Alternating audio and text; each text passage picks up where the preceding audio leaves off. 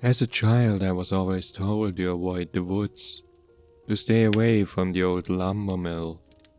It was a silly request my parents knew, since everything they ever warned me against I would by nature do the opposite. I wasn't a complicated child. My parents should have known better. It was the summer between 6th and 7th grade when you leave your childhood behind. Everyone seemed to be drifting away from each other.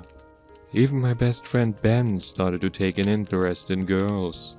One named Hannah, to be specific. And I hadn't seen him hardly at all anymore, not since they began seeing each other a few months back. My other pals were discovering new cliques to hang out with, and with each passing day we were becoming more jocks and dweebs and gamers than just us. We all noticed this and decided that before we began our first year of junior high we'd have one last adventure together. There was no question. The old lumber mill. We'd hear the stories of old farmhands from back around the turn of the century, from just before the mill closed. Some entrepreneur had made a fortune on creosote back east and decided to spread the wealth by harvesting the woodlands here in his hometown. It went well until whispers of disappearing workers and mysterious accidents proved real. Within 4 months the mill shuttered its doors. More like abandoned, as no one knew anyone left to operate it.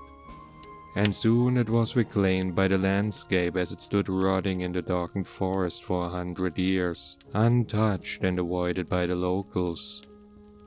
Over time its legend had grown amongst the teenagers.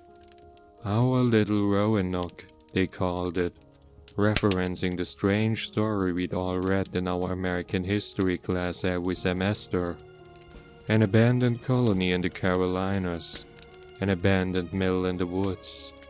In both, their residents vanished without warning, like haunted memories of half-remembered nightmares. That night we packed our gear. It was a long hike. By midnight we'd gotten turned around several times and Ben was starting to worry we were lost.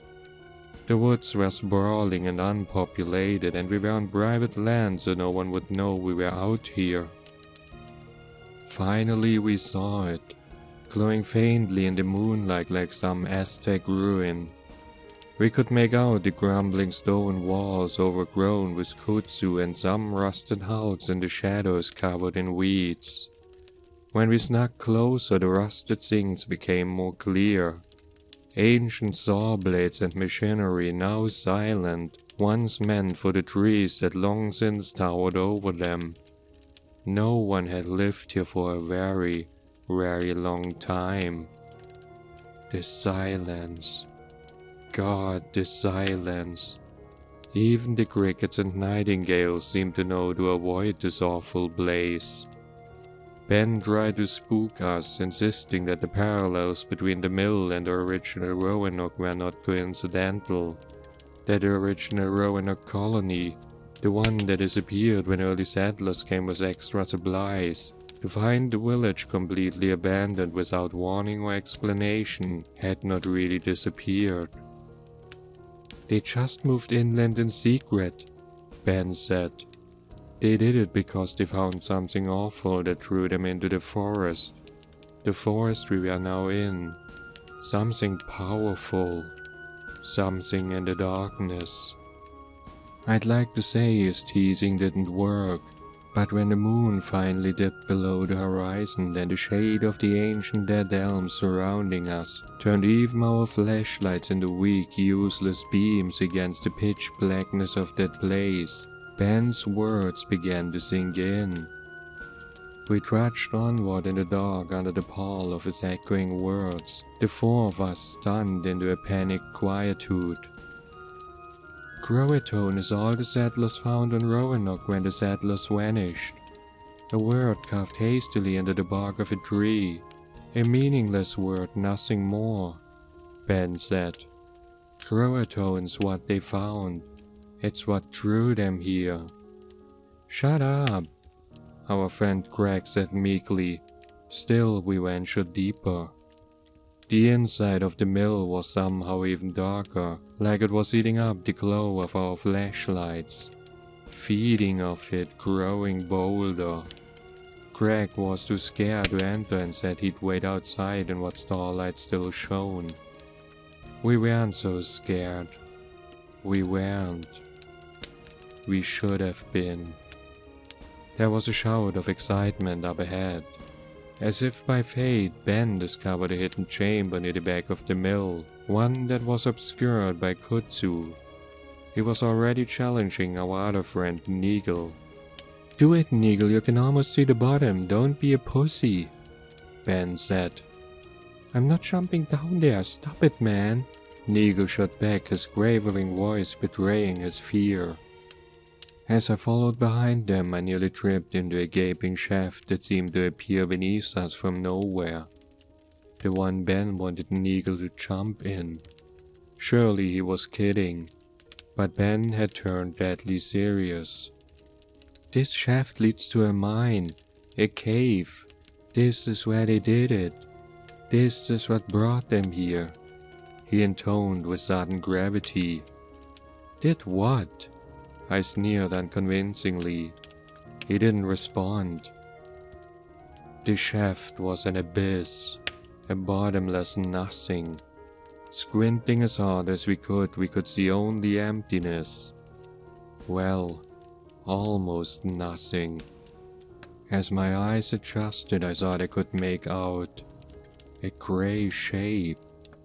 A rock perhaps on the distant earthen floor below. I could swear I felt a faint mildew breeze blowing up from the cavern, puffing sickeningly on my face. And then the grey shape. Did it move? "When did you become such an expert on the mill, Ben?" I cheered. He didn't respond or change his expression, which remained graven. I wasn't expecting that. It was unsettling. I decided to go back and check on Greg, who was no doubt feeling regretful over not joining us inside. I also wanted to get away from that horrible shaft that seemed to breathe hungrily as I gazed within. And Ben. He was starting to get to me with the talk of Roanoke.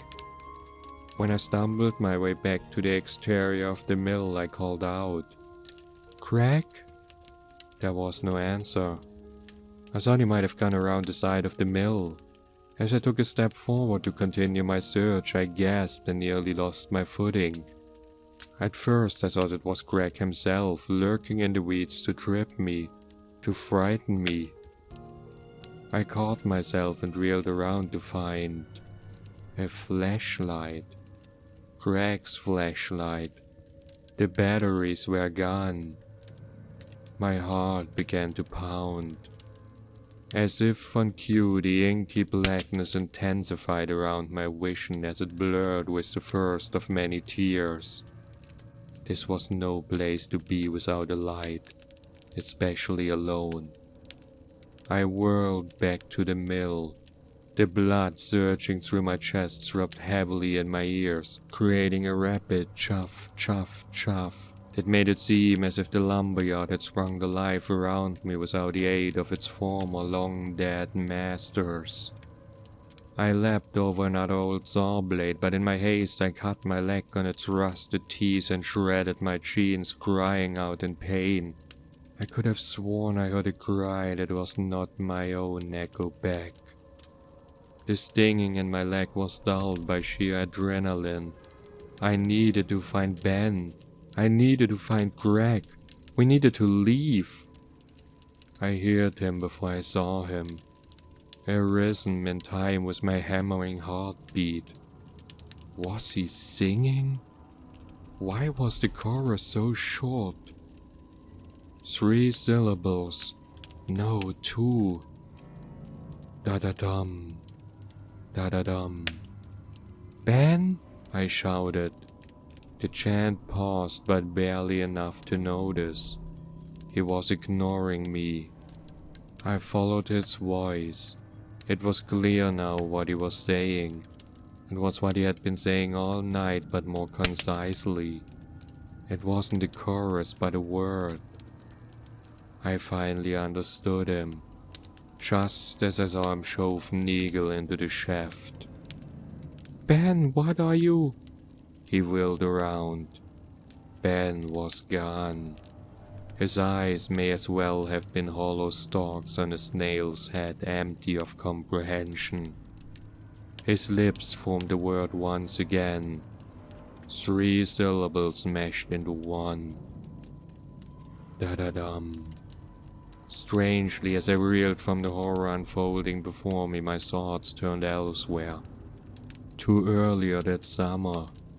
How I'd never seen Ben's new girlfriend after that first June night they spent together when they left to explore the woods. And how he never said where he was going those many summer evenings after, when he snuck out alone and I covered for him so he could be with her. Back when he began acting strange, when we began to drift apart. And then there was the grey shape at the bottom of the shaft. With Nigel now there were 2, perhaps 3 with Greg. It might have been the terror swirling through my veins and leaking from the wound in my leg, but I swear I saw something the color of burned firewood crawl up from the abyss behind him, reaching out into the night, made from it, with a grey shape in its teeth. "I found it," Ben croaked quietly, interrupting his mantra. As if compelled against his will, his lips curled again into the ominous word, slavering wildly like a ravenous dog. Carved into his forehead the same word, dark rivulets running down his screaming face like crimson tears. Da-da-dum, da-da-dum. Crow-a-tone.